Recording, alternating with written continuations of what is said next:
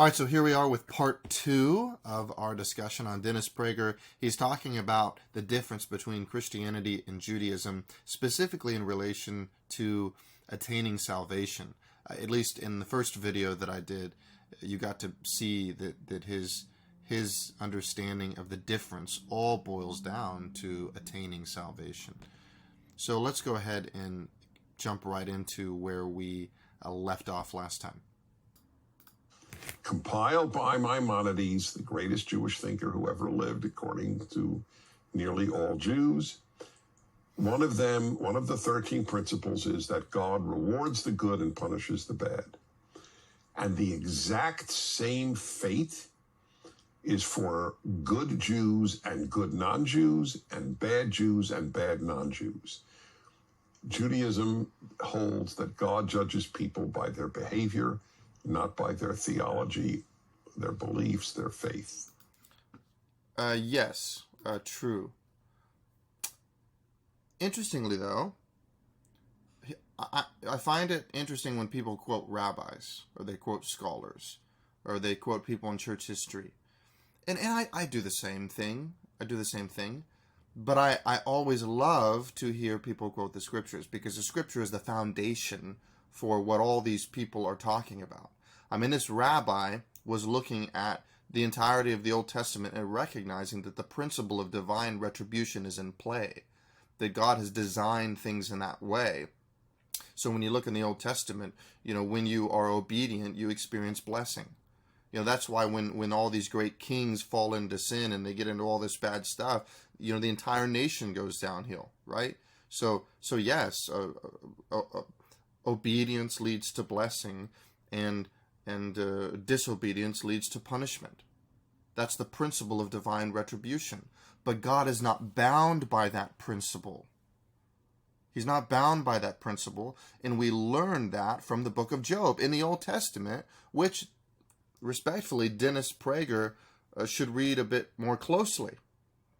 Because the book of Job is all about what we call innocent suffering that is not tied to any specific sin. Job is facing tremendous, terrible things. His children die. He loses his trucking business, his wealth, his health. He's sitting there on the ground, cutting him, scratching himself with this broken pottery. The guy's had the worst day or few days, however long it was, of his life. Okay? Absolutely miserable.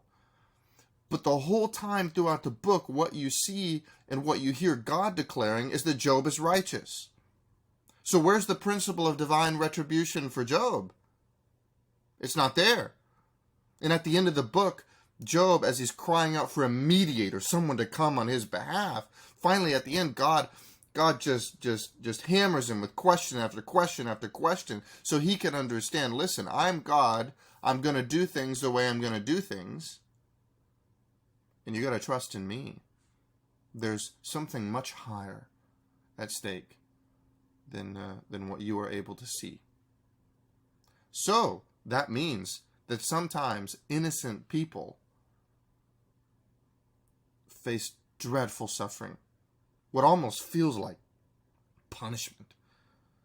And then there are times where wicked people die peacefully in their beds. So the principle of retribution is there, yes, but God is not bound by that. There's plenty of times in life when we Christians face terrible, terrible things. I'm going through some things with some people right now. Absolutely miserable. So. Their theology, their beliefs, their faith. So when I had this discussion with 4 Christians just this past week, long dinner, one of them was a pastor, and when I mentioned that we have to strive to be good and that God rewards the good and punishes the bad, so he said, well, what is the definition of good? So I asked the pastor, what do you mean by what is good? You know what good is. Everybody knows what good is. If somebody said, God's standard of good is completely different than our standard of good. Okay? Because remember, what do we learn from Romans 3? That the righteous deeds that we do are but filthy rags in the sight of God. So, someone's a good lawyer, or a good pitcher, or a good violinist, would you ask, what does good mean? No, you would know exactly what it means. Same with a human being. Now, is it good enough? I think that's what he... I don't know. I don't know about his argument there. I mean, if I play with, my friend in golf, and he asks me, "Hey, are you good?" Yeah, I might say, "Yeah, I'm good. I'm good compared to a lot of people, but good compared to like Tiger Woods? No." And to attain salvation, to use a Christian term, or go to heaven, or get rewarded in the afterlife, that's for God to determine. I don't claim that I know what is good enough. That's God's determination. That's true. So then, for the Christian, the question... Okay, so then where does your assurance come from? If you don't know when you are good enough, if you've obeyed the law, the Torah, enough, where does your assurance come in? Would arise, well, then you don't have any assurance that you'll go to heaven, to which I would say, that's true. I don't have an assurance. It's a great way to live in paranoia, to have no comfort. I respectfully, I really like Dennis Prager, but I would hate to have that feeling that I don't know if I'm going to be living in an eternity with my God, with my Creator. So my hope is that one day he would have the assurance that he most likely longs for. I think if God judges justly, I think I have lived a life that has merited reward, but ultimately that is for... Isaiah, you're right, he says, "Will the judge of all the earth not do what is right?"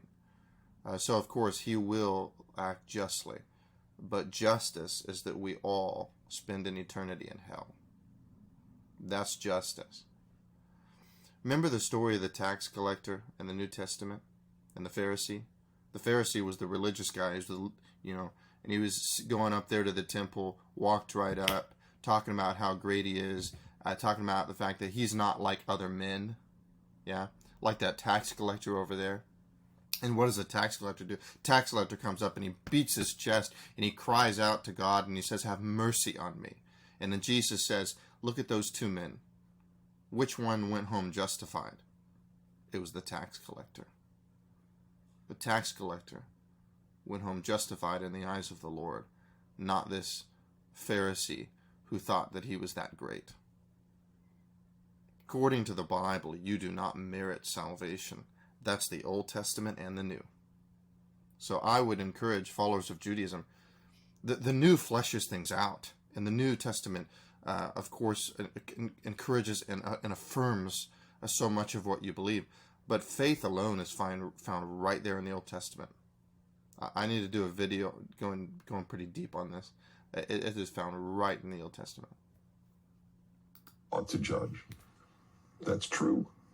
So there's a Jewish-Christian difference. I always speak of Judeo-Christian values because our values are so similar.